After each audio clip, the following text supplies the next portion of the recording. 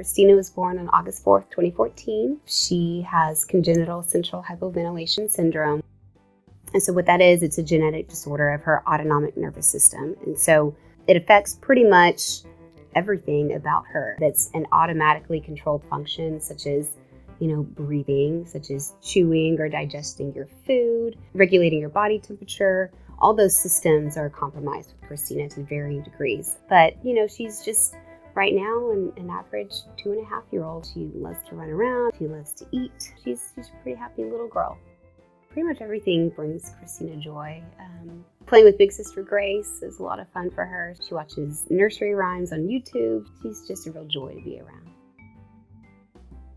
Her morning routine is longer than most. She gets basically like a steroid inhaler that we plug in line to the ventilator circuit. And then we tape on the antennas for her diaphragmatic pacers, turn off the ventilator, turn the pacers on. She's finally ready for breakfast. So that's about 45 minutes of the morning. And then she plays and starts her day. It's just funny with Grace. I'm like, oh yeah, here's your clothes, let's go. And then, we're out the door. But with Christina, there's, about a 45-minute period of getting ready.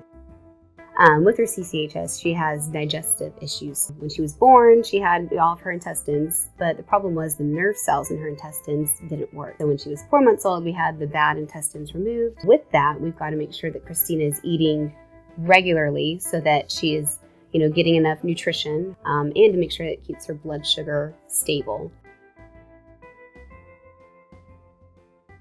With Christina, she doesn't have immune system problems, but when she does get a respiratory infection, it's much more severe for her.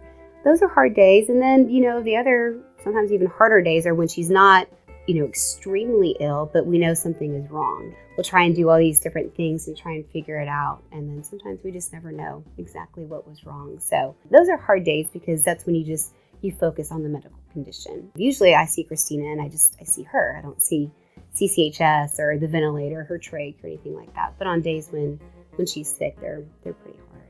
But like I said, she's a fighter. She doesn't take slack off of anybody. She'll let you know when she's unhappy, and she's pretty adamant about it. Life for me as a mother is, pretty good. I just, decided a long time ago that this is what, God wanted me to do, is to be the mother of Grace and Christina. And so that's what I'm going to do. I urge all of our legislators, to really take a step back and understand what it is to be, a mom of Christina or of a medically fragile kiddo. It's not a good fit for medically fragile kids to be in a managed care organization.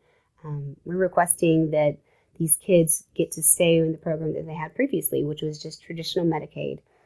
The system wasn't perfect by any means, but it worked.